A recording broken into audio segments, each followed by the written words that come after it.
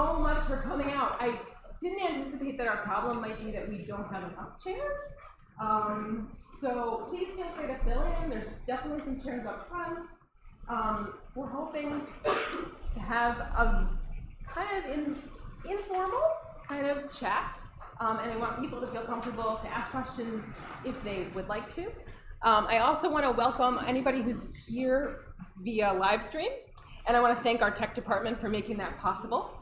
I hope there's some folks at home who are going to gather some really important information also.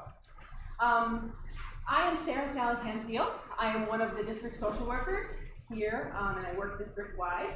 Before we begin, I want to introduce a couple of people, because one of the goals of tonight is that you'll definitely know who the go-to people are in the building in which your children are in school, should the need arise. So, without further ado, I want to introduce Stacy Angel, who's the Student Assistance Counselor at the junior high school, if you don't know her.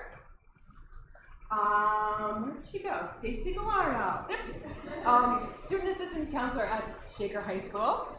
And Steve Halleck, also Student Assistance Counselor at Shaker High School. And right next to Steve is Carly Sunderland, my other half district social worker. And together with our supervisor, Mr. Simo, who's the Director of Pupil Personnel Services, we are the district's mental health team. And collectively, we have done a lot of training on suicide prevention and postvention, which we'll talk about. Before we get going, I want to thank Mr. Core and Ms. Giels and the Board of Education who continually support this programming. We've done some other programming for parents throughout the year, information for parents about substance abuse issues, information for parents about social media issues, and I'll tell you a little bit more about our upcoming program, about our emotional wellness community fair, community resources fair that's coming in April. So we appreciate their continued support. And also, shout out, thank you to Mr. Chamberlain for making sure the building was available to us, and I think this is the last event in the library before construction really, or destruction begins, right? So pardon our appearance. I want to thank, we have some community partners here tonight, so I want to take a moment to thank them. Our partners in the back, hi guys, from Northern Rivers. Northern Rivers help us out in a number of different ways. This particular team is from our mobile crisis unit. We use them when there is crisis, and parents can access their services also. We are going to also talk a little bit about, we have a new mental health clinic also through our partners at Northern Rivers. I want to thank Viola Lipscomb, who's here from the Department of Social Services also, through the New York Connects program. And I want to thank Brianna Mahar and Gianna Calabrese, both from the New York State Office of Suicide Prevention, right over here, who have some important information for you as well. And I want to introduce you to my co-presenter, Brett Harris. Brett is the Director of Public Health Initiatives at the Suicide Prevention Office of the New York State Office of Mental Health. In her role, she oversees the state's school and community-based suicide prevention initiative, addresses the intersection of substance use and suicide, and works with large health systems and community providers to integrate suicide-safer care in multiple service settings. Dr. Harris is also a clinical assistant professor at the University at Albany in the School of Public Health. And she's designing a course in suicide prevention with her colleague, Brianna, and they're collaborating on alcohol and drug prevention and early intervention projects. So thank you very much, Dr. Harris, for being here. So again, I really hope that you'll feel comfortable asking questions if you'd like.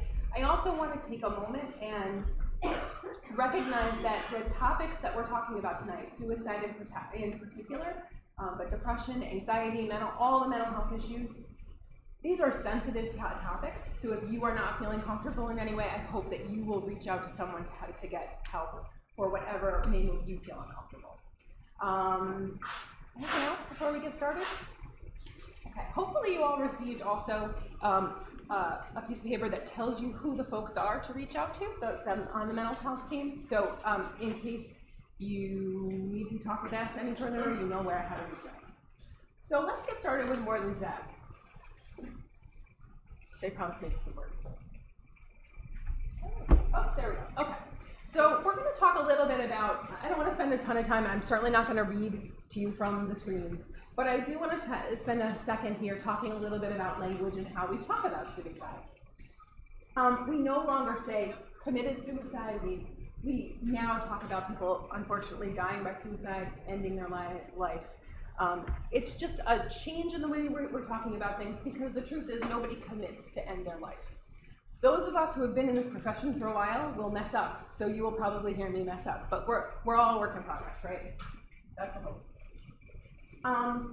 Tonight, the goals for tonight are to learn about suicide and depression and the connection and between the two. Identifying warning signs and risk factors, and hopefully reducing risk. If you take nothing away from tonight, the one thing that I want you to know is talking about suicide will not increase anyone's risk of suicide. In fact, it's quite the opposite. You are not going to give someone the idea to hurt themselves if you talk about it, or if you say that magic word, suicide. That's just not how it works, right? That's what we know. That's what all the research says, right, Dr. Harris? That's right. So, in fact, it's quite the opposite. If you can become comfortable in talking about suicide, if you can say the word, sometimes it's even just hard to say the word because it's that sensitive. If you can talk about mental health issues, then you can build connections with people who may suffer them, and you may help prevent somebody from hurting themselves. That's my one takeaway. Again, I'm not going to read to you, but there are some differences between suicide ideation, the idea of suicide, things that are suicidal behaviors, things where people are trying to hurt themselves. Non-suicidal self-injury is something we talk about in schools quite a bit. Sometimes it's known as cutting. That's a type of non-suicidal self-injury. So these are things that we routinely talk about in our mental health team, and we're looking to help kids out when we see these kinds of things. We have a whole bunch of information for you about the scope of teen suicide data, that kind of stuff. This is data that's national. It's fairly current. I'm not going to read to you from these screens, but I will let you take a look at some of it. And I think what may be even more informational for you is Dr. Harris has compiled some information for us about suicide, teen suicide in particular, here in New York State, and that's really her area of expertise. So we'll flip through these a little bit. You can see that teen suicide is actually lower, where teens are this turquoise line down here, which is great, although our trend has been a little bit back up nationally. Here we are, suicide rates by gender. You'll see that the blue is male, the yellow is female. So boys are much more likely to die by suicide than girls are. And a lot of people theorize that that is a cultural issue, in part because boys have a harder time talking about, or we are maybe not as good as talking with boys about mental health issues. And I think that's something that we're all aware of. Here we are, youth suicide rates by ethnicity. Some of these rates look low, on the low side. We do know that there are some clusters, there are some populations in which suicide is becoming more prevalent. Certainly, we know that there's some activity, especially in Black and Hispanic girls, have seen a higher rate more recently of suicide, and certainly in the LGBTQ population as well.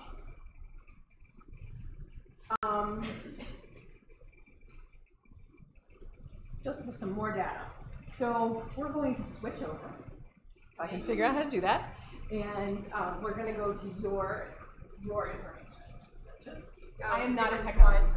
Okay. Yes, I have a different set of slides for you.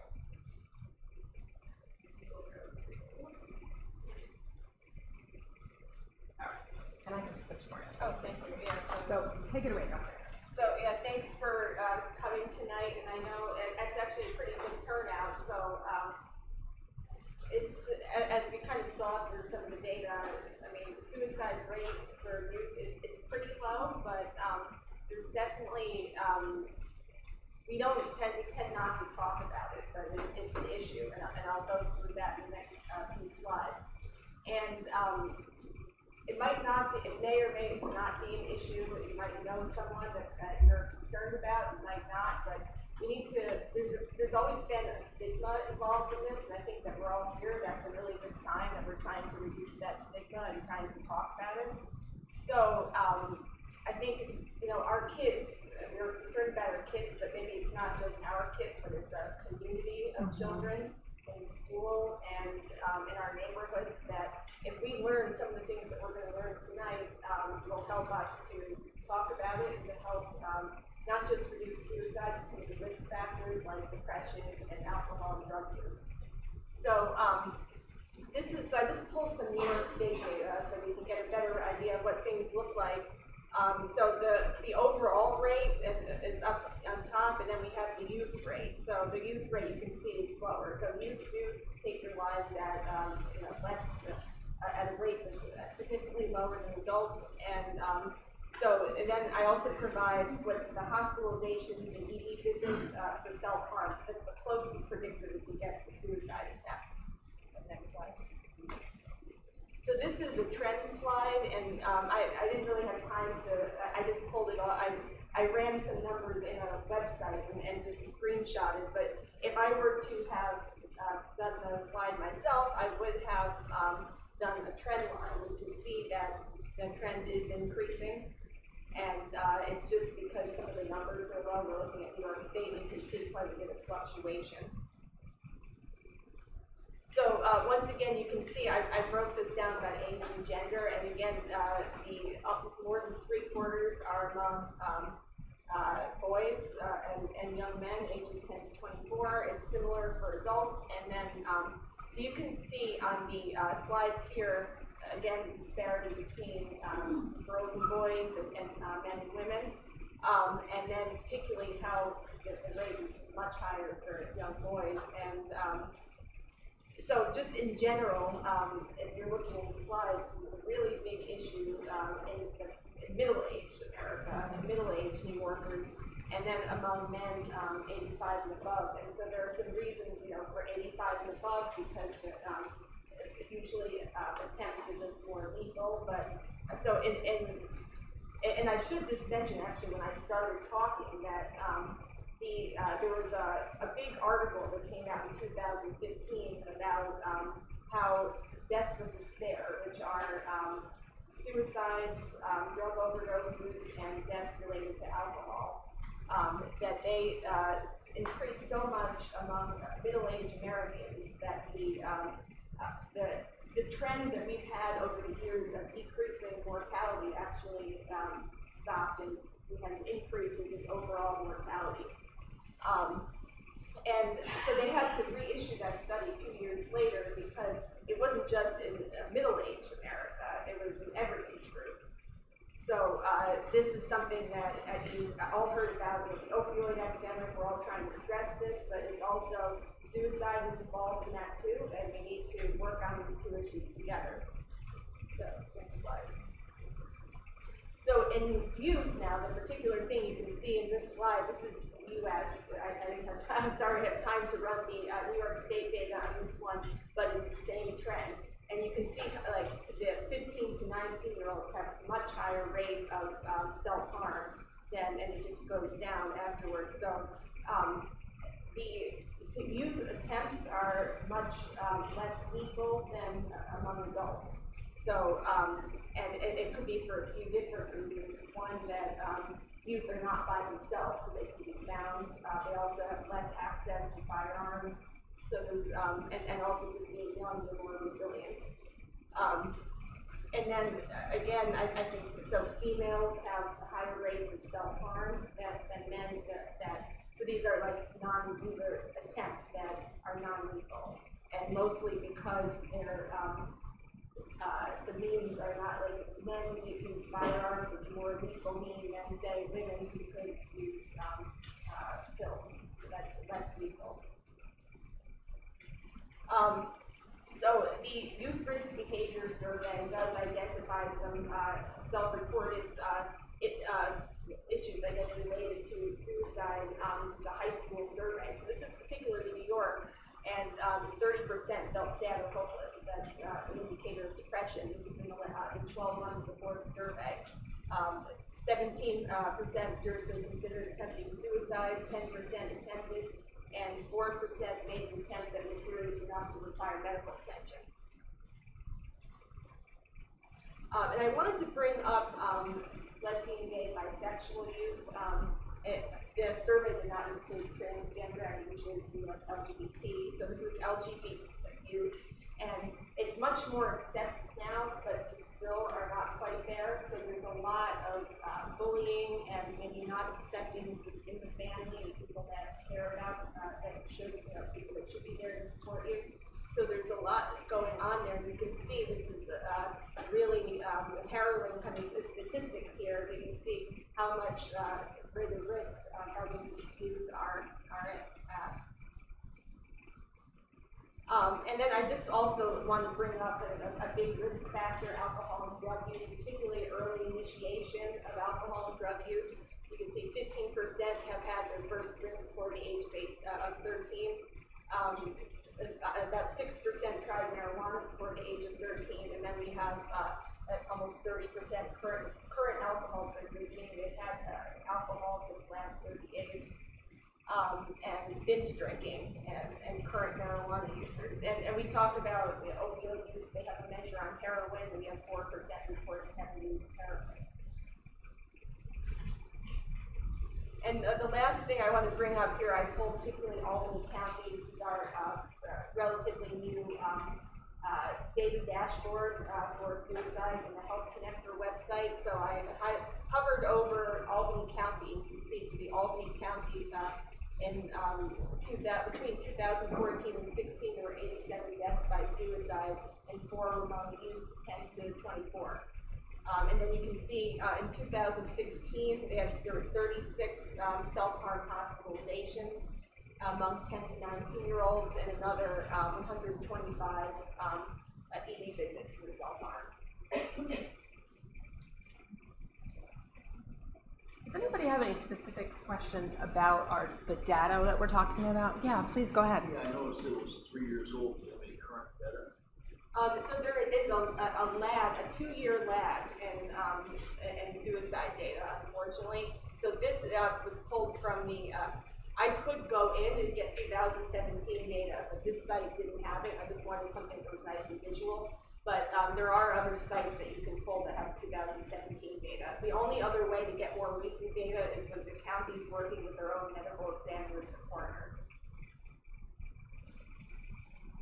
Any other specific questions about data? Not that you can't, you can ask questions anytime, but I know while we're talking about the nitty-gritty. And I will also say too that 2014 to 2016, typically when you're reporting on the county level, in order to get enough numbers to report, you have to pull 3 years of data. So that's why I pulled back from 2014. Okay, thank you. That's really helpful. Right. Excuse me while I switch technology. Yeah. Just out of curiosity, the self-harm means suicidal attempt equally? It's not necessarily. It means hospitalizations or ED visits that are related to self-injurious behavior. So it could be that it is non-suicidal self-injury. And Dr. Harris spoke about the National Youth Risk Behavior Survey, and that's a survey that's administered to all high schoolers at certain times during the year, or during their high school year. It's a sample of it, yeah. So certainly from that survey, we're seeing similar trends.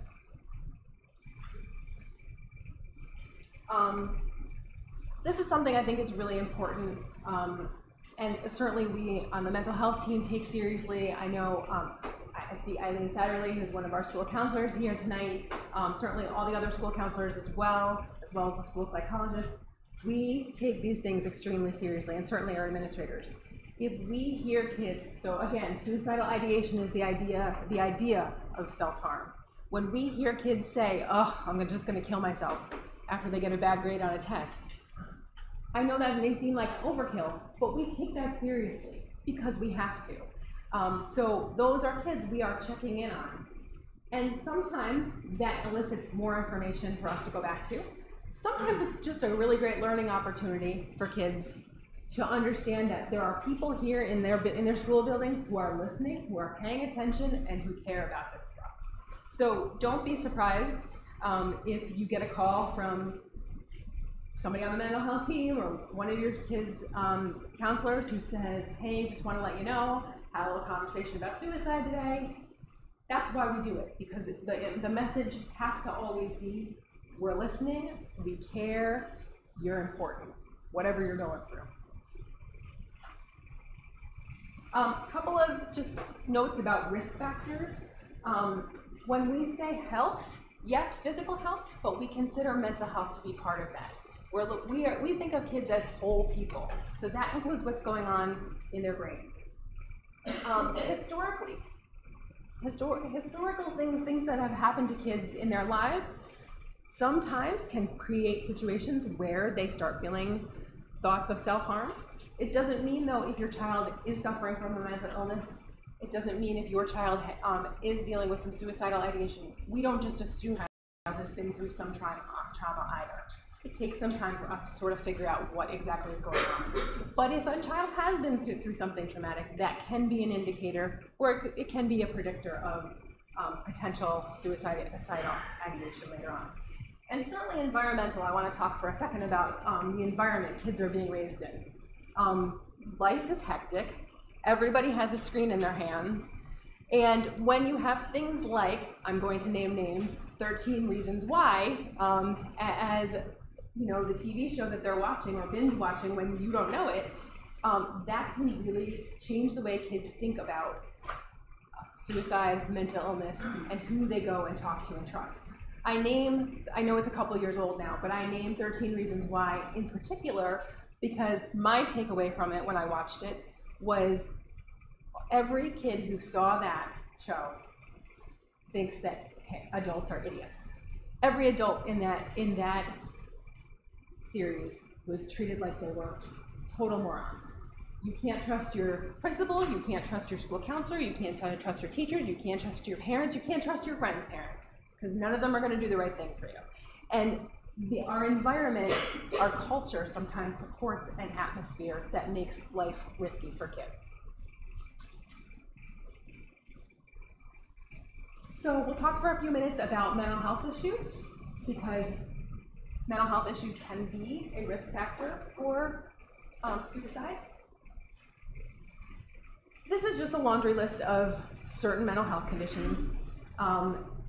You may have heard of them, you may not have heard of them, you may know people in your family who have some of these conditions. The mental health conditions, to us, are just like physical health conditions. There should be no stigma in a mental health diagnosis, any more than there's stigma for a kid who has a broken leg, or who has a hearing deficiency of some kind, or has strep throat. Mental health and physical health are really one and the same. But we know that when kids have certain mental health conditions, it's possible that they may have a higher risk for suicide. Okay, this is where we switch over here.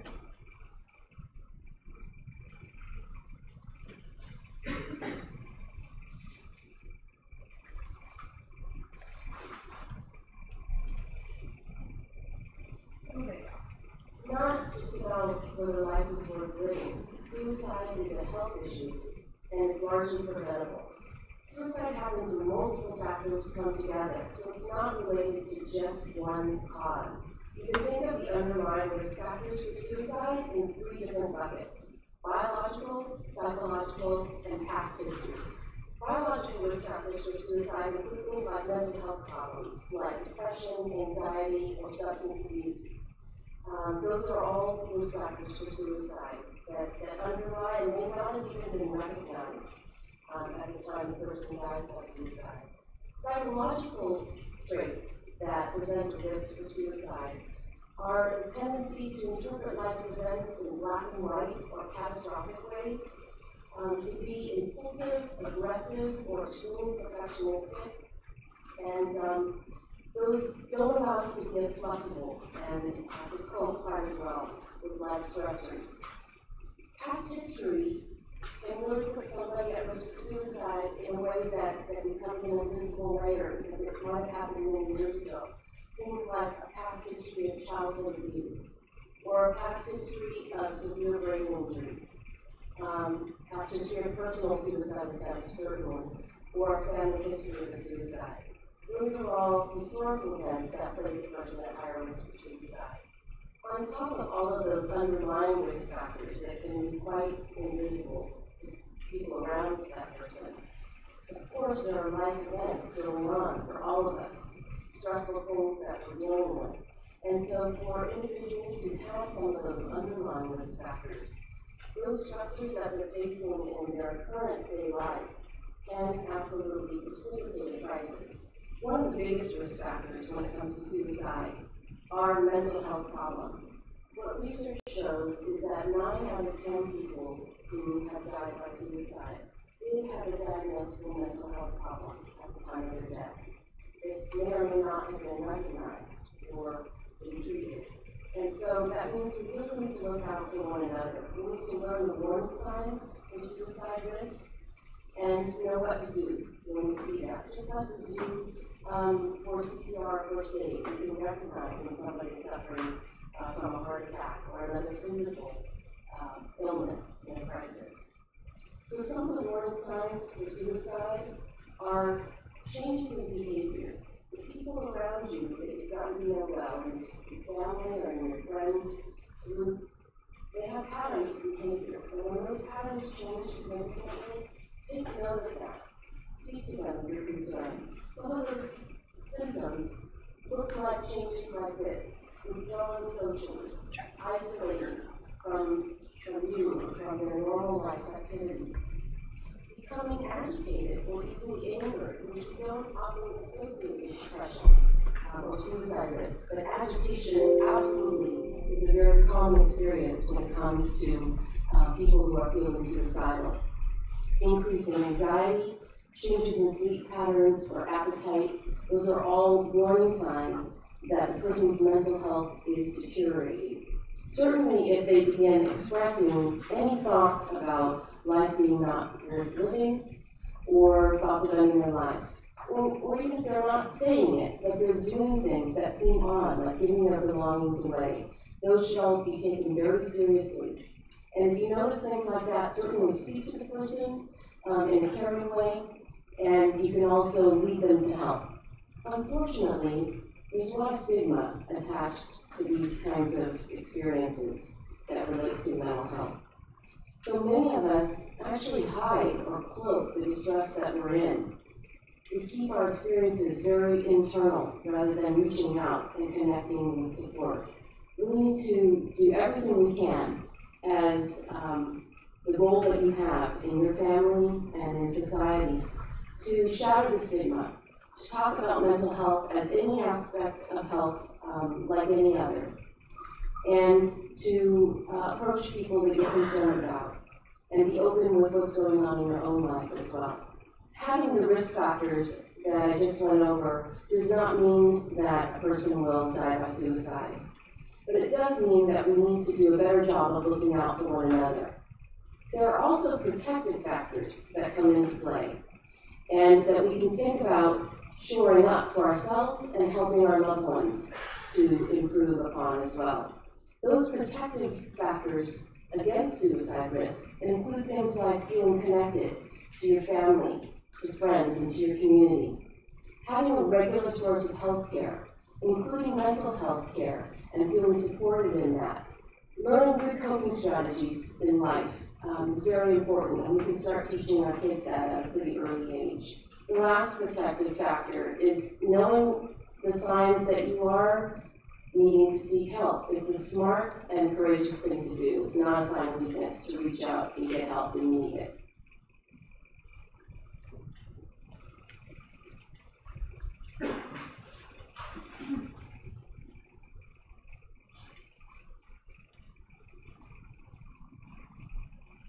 If you're concerned about someone who may be struggling in your life, the right thing to do is to open up a caring conversation and ask them how they're doing.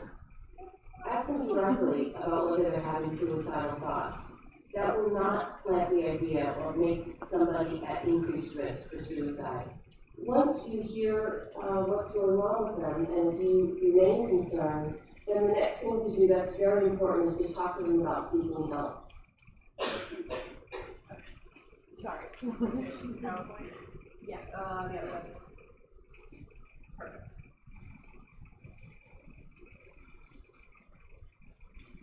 Thank you. Thank goodness we have tech. Okay.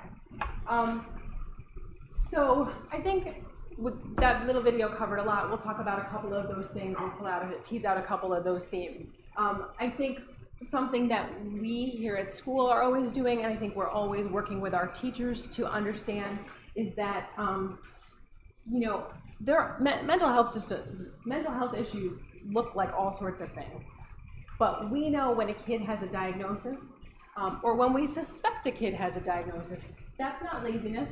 That's not being, you know, walking in with a bad attitude. We know that some of these things are out of their control. And that's one of the reasons why we find it so important to have conversations with you parents.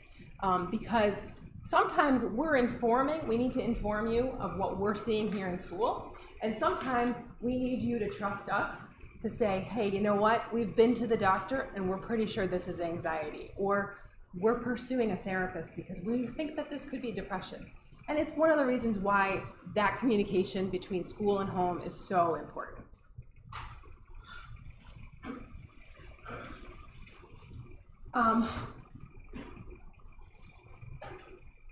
We'll talk a little bit about the difference between warning signs and what is actual imminent risk and what to do in that situation. Warning signs come in different ways. Definitely one of those is talking about things, talking about somebody talking about hurting themselves, somebody talking about, I don't even know why I'm here, I shouldn't even be here. That's a major red flag. Talking about being a burden to somebody else. Talking a lot about, I often hear kids talk about, I just want it to end, I just want the pain to end. That's a very common thing. I think everybody's, the mental health folks are in the back nodding their heads. That's something we often hear. If those are things you're hearing from your child or a child that's in your life, that's a time to reach out for some help. Behavior can show you that there are some warning signs. If you have a child who is normally grumpy and all of a sudden they're angry, and there's a change of behavior. If you have a child who's being reckless, who used to be a rule follower, if you have a child who's withdrawing and you know, used to be kind of gregarious and with friends and hanging out with the family and life of the party and is now staying in a room with the door closed all the time, to a certain degree that's normal. But if you see a major change in behavior of any kind, that is cause for concern. I would also say that, especially for boys, increasing aggressive behavior can be, not always, but can be the way a boy expresses his feelings of sadness and hopelessness. Because again, we go back to what's culturally acceptable. In the United States, it's culturally acceptable for boys to get angry. It is less acceptable sometimes for boys to look sad and hopeless. So just things to think about. And then mood. I mean, teenagers are moody. I don't know, I have a preteen, she's kind of moody. But if you're seeing, again, changes in mood, loss of interest, your kid used to love soccer and all of a sudden isn't interested. Your child used to, you know, love playing clarinet and it now doesn't even want to touch it and it's kind of like, I don't even care about band anymore. Those are things to look out for, certainly in combination and in context. Sometimes anxiety also. I want to also touch on this one, the sudden unexplained happiness. If you've had a kid who's kind of grumpy a lot, and all of a sudden they seem like at peace, it sounds weird. It's maybe a little counterintuitive, but that could potentially be a sign that he or she has kind of made a final plan and is sort of at peace with that plan. I don't know that it's something we see a lot of, but again, you're just looking for changes in behavior. So we're gonna watch the More Than Sad video. It's approximately 20-25 minutes. I think it's fairly well done, honestly, of all the suicide prevention stuff I've seen over the years. It details, it's gonna act out some vignettes for you that are ideal. I don't know about your family, mine is not ideal. Mine is messy a lot of the time. So I don't expect you to see yourself or your kids or kids that are in your lives in this video, but it might give you some ideas about ways to talk to kids about suicide and depression. All right.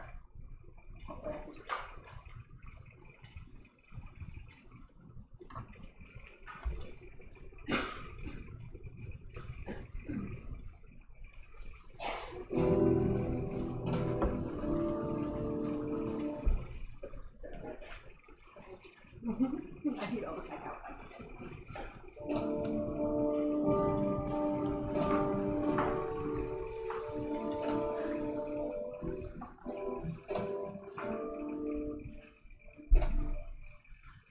All of us have had a time when we felt down or depressed after a disappointment or sad event. That kind of depression can last a few hours or days, and it's part of normal, everyday life. This film is not about that kind of depression.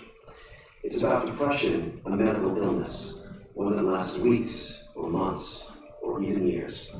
It's sometimes known as major depression. This film will show how depression affected 4 teenagers.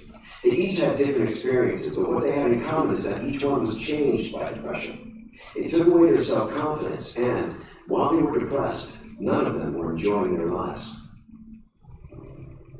Depression can cause you to have low energy, lose interest in things you used to enjoy. It can make it hard to get along with people. When you're depressed, it can be difficult to concentrate, to be positive, or to express how you're thinking and feeling. You might get irritated easily or find yourself criticizing other people or yourself. Depression that has not been treated can affect different people in different ways. Some depressed people may use alcohol or illegal drugs as a way to deal with depression. Others may become suicidal. If you recognize any signs of depression in yourself or a friend, please follow the advice at the end of this film. Remember, depression is an illness. It can be treated to change a sad, colorless, unhappy life into one with energy and enjoyment. Lana lives with her mother. Until a few months ago, Lana was popular. She had some good friends, she liked school, and her grades were pretty good. She and her mother were really close and told each other everything. Then Lana began to feel sick. She didn't have a fever, but she was tired and had no energy and wanted to sleep all the time. Her pediatrician did lots of tests, but they were normal. But Lana knew something was wrong. Roosevelt Mental Health Center. Hi, I'm calling about my daughter. She's 14 and I'm really worried about her. She's not acting like herself. She's not eating. She spends most of the day in bed. She has fallen behind at school and she cries all the time. I know there's something wrong, but I don't know what to do. How long have you been noticing this change in your daughter? Well, the other day I went up to her room and she didn't answer.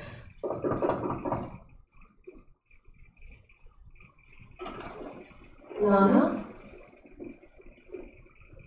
She was just there, staring. Are you sleeping? It's the middle of the day. Is everything all right? Yeah, I'm just tired. Your teacher, she said you've been missing school. And when you do show up, you often seem unprepared. Lana, that's so unlike you. What's going on? You've always been such a good student. Lana, what's the matter? Baby, can you talk to me?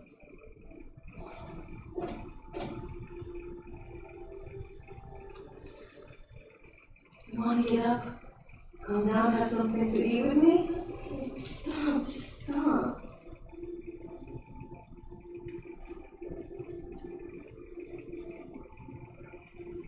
You know what? You need to snap out of it. Stop feeling sorry for yourself.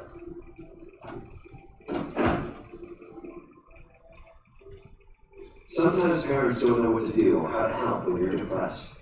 They may misread the situation and say or do things that are unhelpful. Usually it's out of concern or fear.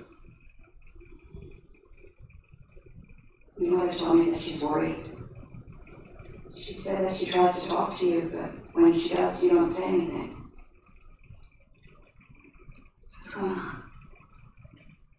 I don't know. I just feel bad. She thinks I'm lazy. She's right. I am lazy.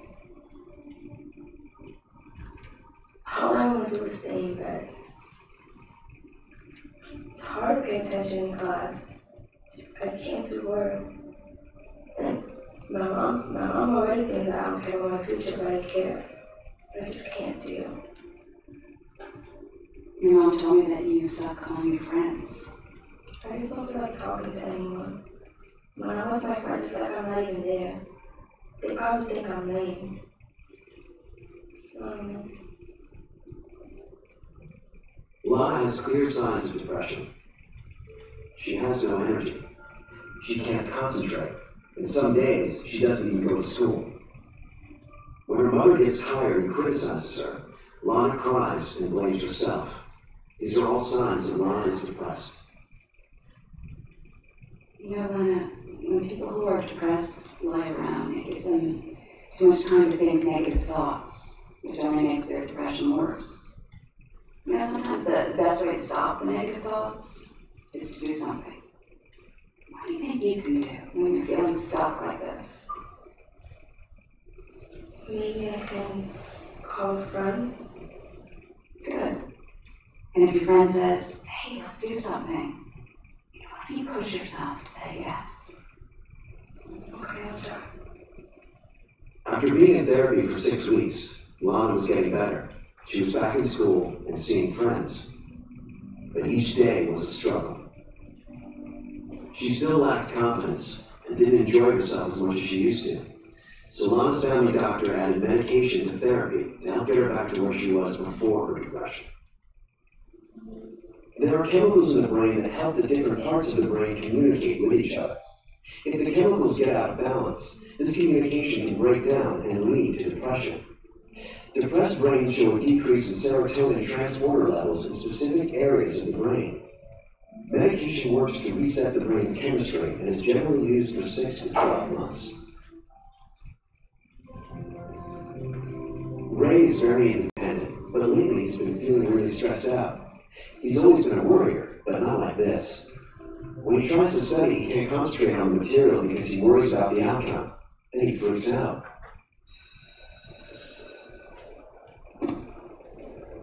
Hey, Ray. Congrats on student council, man. Oh, thanks, man. Yo, Ray, what time's the game on Saturday? 9 a.m. the away game. Dude, your coach is gonna start you. Yeah, I know, it's funny. I'm just trying to stay cool about it. Man, the history champ's gonna kill me tomorrow. I know, I've been studying. Yeah, you gotta worry.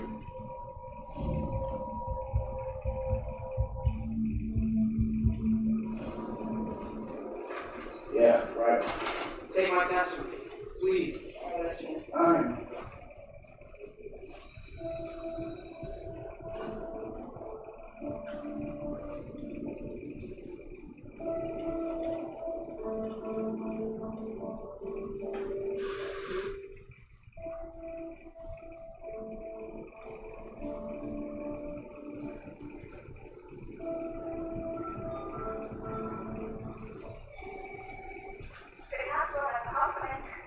Hi, yeah, my name is Ray, and I'm a junior at Willis High. Hi, Ray, what's going on? I'm calling because I can't stop worrying about things that I don't need to worry about. I don't know, I felt weird and like something was wrong. I decided that I needed to speak to someone. I'm glad you called. Let me put you through to someone here. Hi, Ray. I'm Ruth. I work here at the clinic. What's going on? I was worried because I had this big test and I always do okay on tests, but I don't know, last night I was just so scared that I couldn't even bring myself to do any work. knew that I had to study, but I just couldn't concentrate.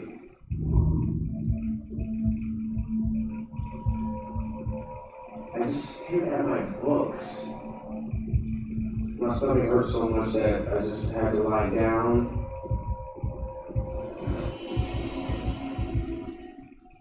Before I knew it, it was already 3 a.m. in the morning.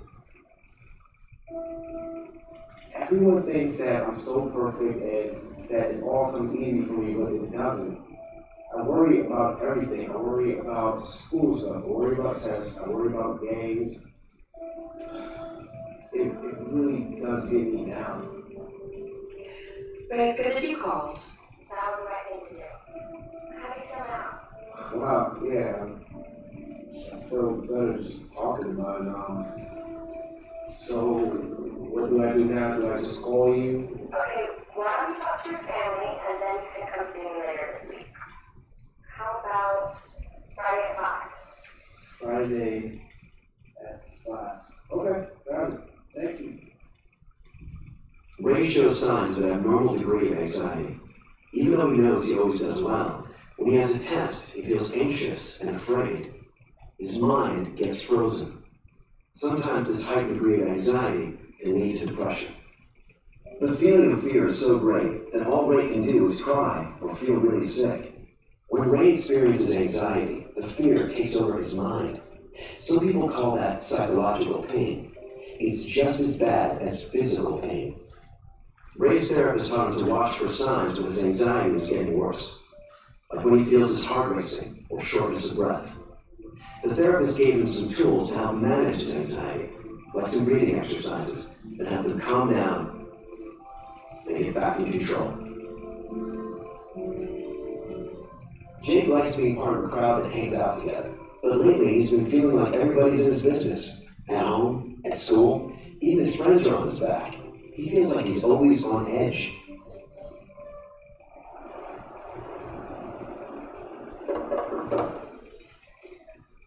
Mr. Robinson, can we talk to you for a second? Yeah, sure. Come on in, fellas. So, yeah, this past weekend we went to this party with Jake. You know how Jake is. He can be chill and really cool. But sometimes, you say something to him and he takes it the complete wrong way. So we went to this party and we were just walking there and talking about stuff. But Jake wasn't talking to any of us. And then he picks up his bottle and smashes it on the concrete. And then we got to this party and he just got angry over nothing. And then we left because we were heading to CJ's house. But she was like, you can't bring Jake. And I had to tell him that he couldn't come. He got really mad. But he just stared us down. He didn't say anything to us when we left. So, we just want to make sure everything was cool. You guys did the right thing coming by here today. I really appreciate it. Thanks. You guys should probably get back to class, but I'll look into it, okay? Thanks. Hi, Jim. This is Dave from George Washington. Hey, listen, a group of students came into my office this morning to talk about a friend of theirs who's also a student here. They noticed that he's been getting angry for no obvious reason, and they think he's changed. I'd like to get him to come see you. If he agrees, do we see him? Jake, you said Mr. Harrison spoke to you and your family about coming in to talk to someone. I know that must have been a difficult decision for you to make. Why don't you tell me what's going on?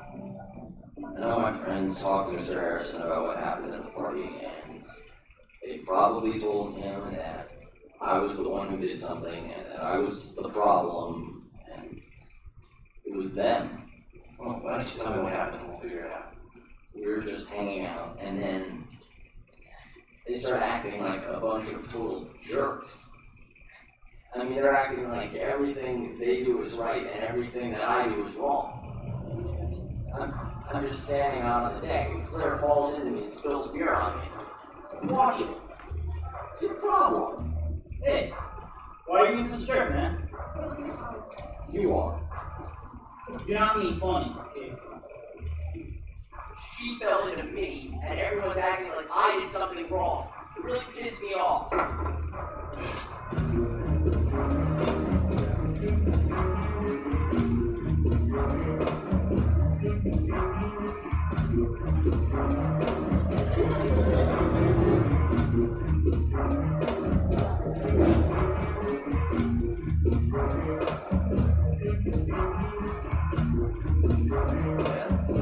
that's not a good idea. Yes. It's all gone. No more beer. You guys serious? Yeah, we're serious. And then they lie and say that the beer is all gone, and they're acting like I'm out of control, and it gets me really mad. Hey, you guys just gonna leave me here? Just go home, Francis. You can't handle this anymore. You're just gonna ditch me?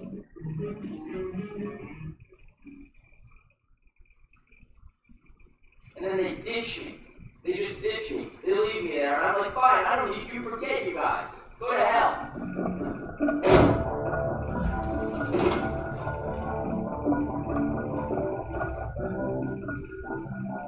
These guys are your friends? Yeah. They don't get me. I mean, they can be total jerks. It's not just that. Even at home, I feel like everyone's giving me a hard time, and I know I've been getting mad a lot, and I didn't used to be that way, and now I'm like that all the time, and it's just little things that make me lose it. Why don't you tell me what has changed? Jake easily loses his temper, especially if he's been drinking alcohol. His outbursts were causing his friends to turn away from him when he really wanted to be around them. Even though Jake knew drinking alcohol was illegal, he thought alcohol would make him feel better. But it didn't. It only made things worse. Losing your temper easily and more often, along with using alcohol to feel better, can be signs of depression. Jake's therapist helped him find ways to avoid situations where he'd be tempted to drink, and to say no when there was alcohol around. When Jake's depression did not seem to be lifting after a few months of therapy, his doctor suggested that Jake take an antidepressant. Both the medication and therapy helped Jake. He found that he did better without alcohol, and that little things didn't bother him so much anymore. His sense of humor came back, and he could laugh at himself, instead of always feeling that people were picking him. Delia lives with her grandmother in the country. She's never been very confident, and when she was younger, girls used to make fun of her.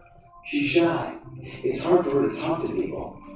She has a couple of friends at school, but she spends most of her time alone on her computer. Yes, hello, this is Dr. Green calling from Four Corners Pediatrics. I'd like to refer one of my patients to Delia Simmons. She's here with her grandmother because she's had bad stomach aches. She says that she's feeling tired, she refuses to go to school, she's not hanging out with other kids, and she says she's feeling sad, so there may be an emotional component in all of this. I'd like her to meet with someone. Oh, it's going to be a bit of a trip for them, so later in the afternoon might be better.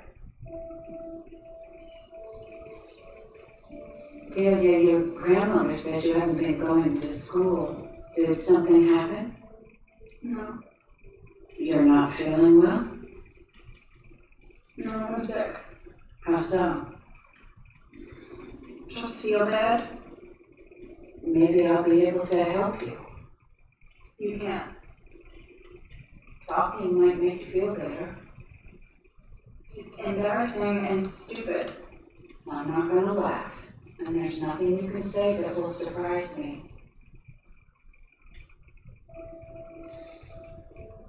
So there's this boy, Alex.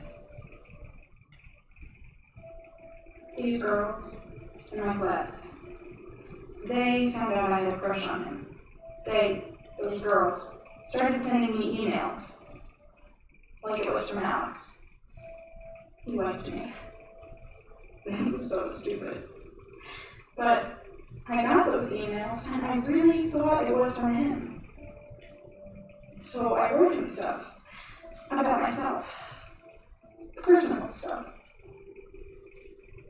And then I sent an email that was really personal. And then I sent a picture of myself.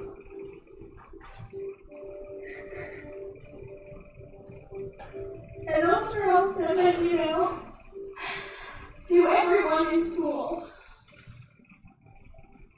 Everyone knew about it. I started getting emails from everyone in school saying, Did you really think Alex would like you? How could I have believed it?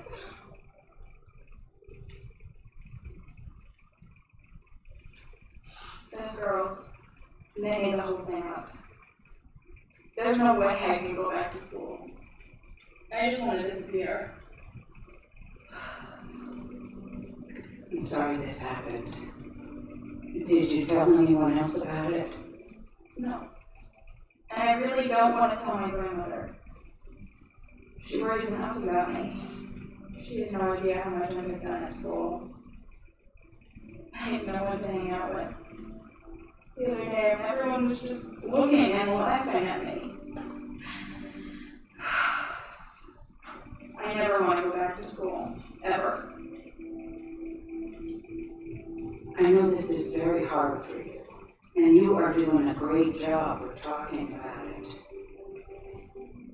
I just think if we work together, we'll be able to find a way that is manageable for you, and it'll make you feel better.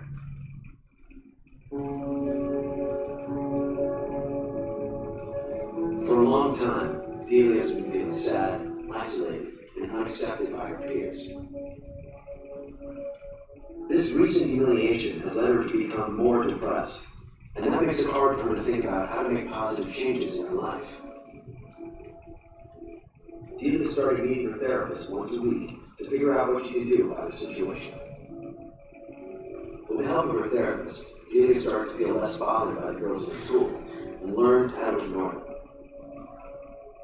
Delia joined an exercise program at the local community center and started making some new friends there. Once she started exercising, her physical health and outlook improved, and she began to feel better about herself. For someone like Delia, another option might be to change schools, if that's available, to give her a fresh start as she makes positive changes in her life. Jake really improved once he was on medication, and along with therapy, he started to gain control over his emotions. With his anger under control, he was able to interact with his teachers, peers, and family members more positively. Ray worked hard with his therapist, and like a lot of anxious kids, he was very dedicated to improving his situation, and he did well. He still felt overwhelmed in certain circumstances, but he learned how to bring those moods under control. The trick he found worked best for him was a breathing exercise, and over time, the worrying attacks happened less and less often. Lana saw a therapist weekly and stayed on medication for 6 months. She's been doing well in school again and started getting back into things she used to enjoy. There are times she still feels a bit down, but she has learned how to recognize the triggers of depression in herself. And she's learned what she can do to keep it at bay. If you think you're going through depression, you're not alone, and you can feel better. In any given year, in a high school of 1,000 students, 75 girls and 50 boys will be diagnosed with depression. Only 1 out of 3 of them will eventually receive treatment for their depression. You can't do this by yourself, and you don't have to. Talk to someone who knows about depression and can help you. Your parent, school counselor, your doctor, or an adult you trust. Tell them, I need help. If you recognize signs of depression in a friend, tell them about what you've learned and encourage them to seek help. Depression is a medical illness. Depression can be treated. Get help if you think you or a friend are in trouble. You can save a life. For help, write down this number, 1-800-273-TALK.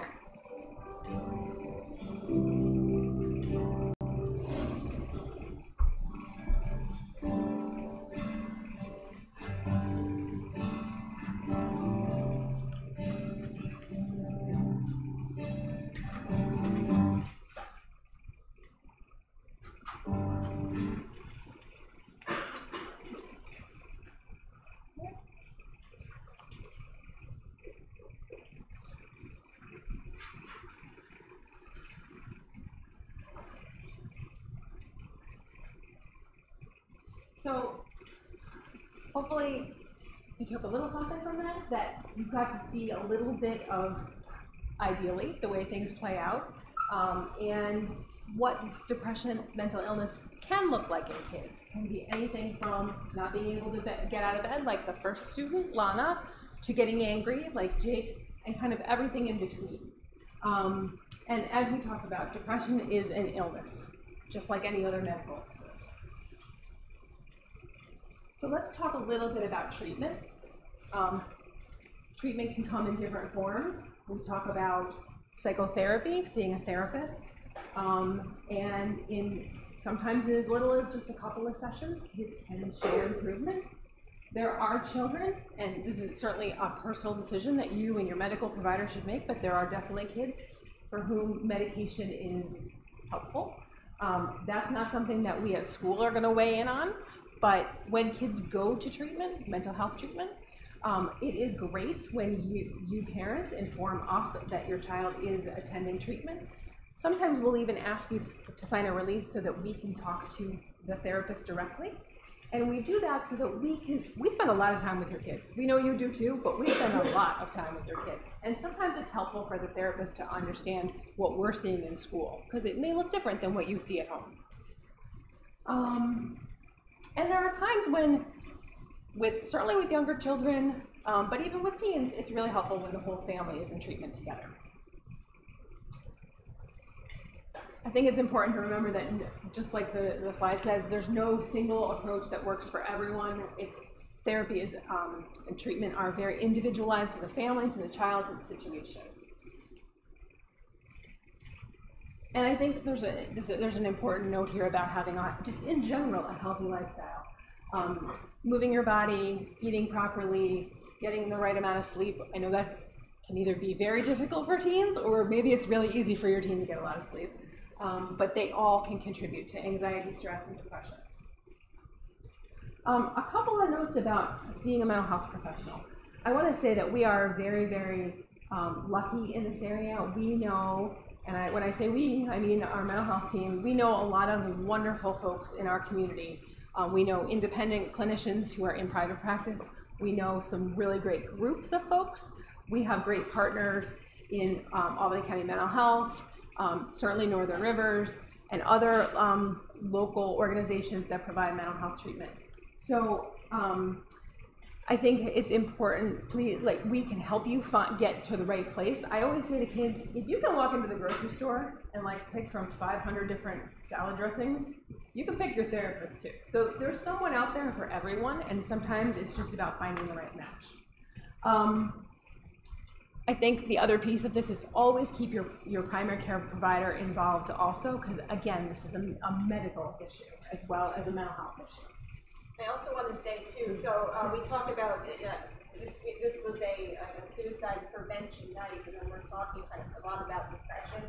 So there is, I guess, a misconception that depression is what causes suicidal thoughts, but there are suicide-specific interventions and treatment. So that's a great point. Suicidal thoughts are cyclical; they come and go, and you need to be able to address that right away. So if you are trying to treat depression, through medication or counseling, it takes a little bit of time. You want to be able to get access to that suicide-specific intervention and treatment to keep your child or whoever it is safe, and to get that specific help. So that is also available. And mental health providers, they don't all have that kind of training, but we at the Suicide Prevention Center of New York, our tables over there, are trying to inform people about this kind of difference, that there is an actual difference between suicidal thoughts and behaviors and depression, and we want to be able to specifically treat suicidal thoughts and behavior. And one of our partners in that is certainly Mobile Crisis. We rely on them a lot when we know that we have a child who is at risk of hurting themselves. There can, of course, be all sorts of barriers to treatment. You know what they are. You know that a lot of times kids are afraid of the unknown. You know that sometimes they're just embarrassed. Kids are sometimes just embarrassed to talk about what is going on in their lives, or they may feel like we adults don't understand. So those are some reasons why it might be hard for teens to access treatment. And you're probably wondering, so what can you do? I think one of the most important things you can do is try to get access to adequate mental health care, and please consider us part of your team to help you get there. I think it's also important to, we are trying to create the safest, most supportive environment we can here. We're doing that in lots of different ways. We have had a lot of training for us on suicide assessment, and we have some new protocols that we follow when we know that we have a student who's at risk of hurting themselves. And I spoke earlier a little bit about our new mental health clinic that is run by Northern Rivers. It is located here on our campus over in the high school, and it is mental health care provided by Northern Rivers. Some of you may know them as Parsons. They send clinicians to us. They are very separate from us, so there's no breach of confidentiality, but that kids will have access to mental health care here in school if they need it. So if you think that your child may need that, you are, again, welcome to reach out to any one of us on the mental health team, and we can kind of talk you through that and help you get to what your child may be right for your child. I'm also going to say too, so there's training, we talked about training for clinical providers. There's different types of training for all different types of people, because first you have to be able to identify the risk of someone and get them to help, and the risk looks different, as we were talking about. So people can, like community members, parents, there's different training, short to longer trainings. There's an hour-long training to a 2-day training. And then there are teachers, there's training for teachers, like a 1-hour training. And so there's all different types of faculty and staff in the school. So you send your kids to school and you want to know that they're safe there. And then they come home and you want to know that the community is looking after them. So there's all different types of ways that we can address this, both in a clinical setting and outside. I think one of the most important things you all can do is be that role model and be able to say to your kid, it's whatever you're feeling, it's okay. And maybe I've felt something similar, but I'm here to listen to you and how you're feeling and what's going on for you without that fear of judgment. One more clip from this doctor.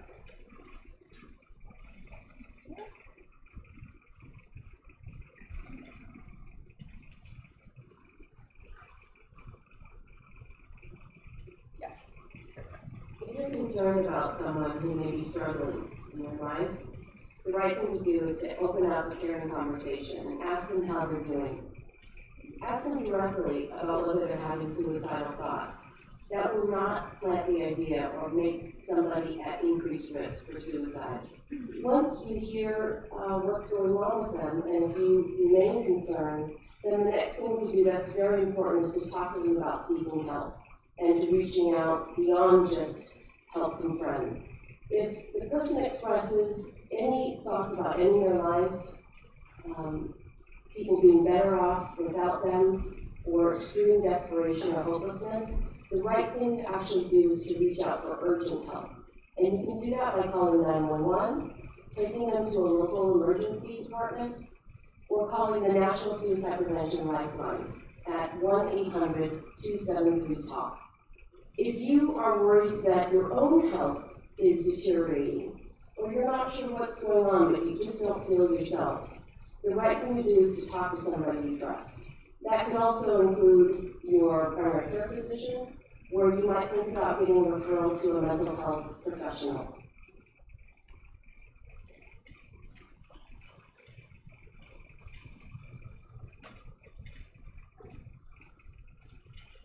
And you hear the National Suicide Prevention Lifeline come up a number of times.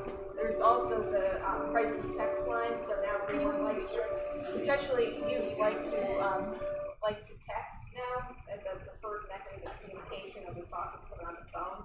So you can actually text GOT5, so just GOT5 to 741-741 and talk to a trained counselor anytime, 24/7. And it's not just for if someone's thinking about suicide, but it's for depression, anxiety, substance use, relationship problems, anxiety, all of that. Great resource. Yeah. We have flyers over here too with the numbers on it and everything, so it's enough to memorize that. So just some like tips on how to talk to kids. I think one of the most important things that kids of all ages need to know is they're not going to be judged, and that they're just going to be listened to. You don't have to solve their problem for them. That's not your job. Your job is to love them and care about them and let them know that they're loved and cared for. And let them know that you're going to do everything you can in your power to get them the help that they need.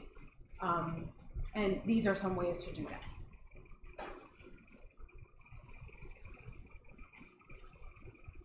This is sort of our motto here in school. Certainly, you know, if we have any bit of concern, we're going to talk to your kid about suicide. And we're going to always err on the side of caution. Just a few more tips. Again, it's not your job to fix it.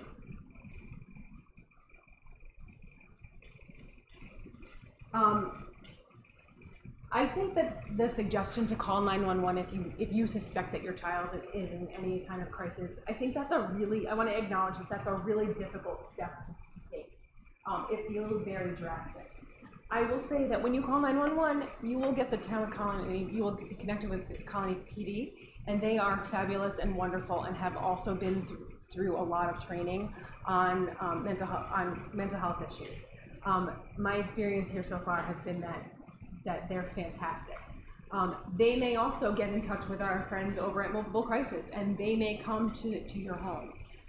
Again, always trust your gut and don't wait to act. There's nothing that's, it's much easier to call and then find out, okay, it really wasn't as big of a crisis than it is to pick up the pieces of a crisis. And that's certainly how we behave here in school. I love how it says stay calm, but really, you know, like that's a difficult thing to do.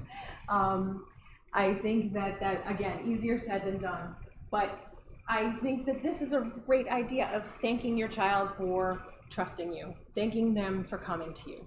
And my guess is if they come to you once, they will then know that they can come to you with anything after that. And then, you know, get help as soon as you can and figure out, is this a crisis right now? Or should we call someone at school and try to figure out where to go from here? Or should we make an appointment with our doctor?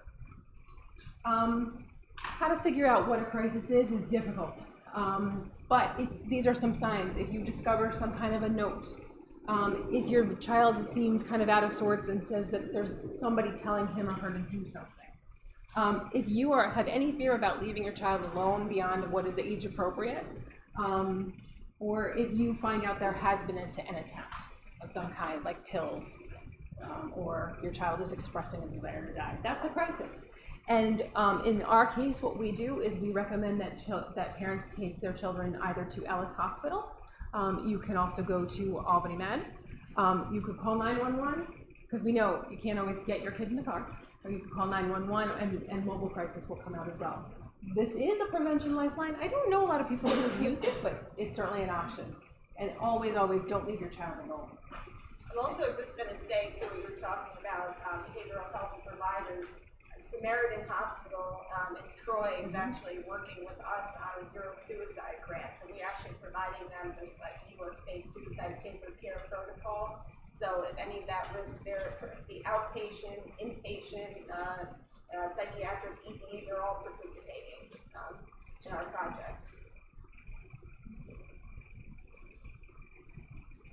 Again, the message that you're giving your child when you have these conversations is that you notice them, you care about them, and you're going to try to get that help for them. And sometimes that means reaching out to us to help you help them, and we're all committed to that.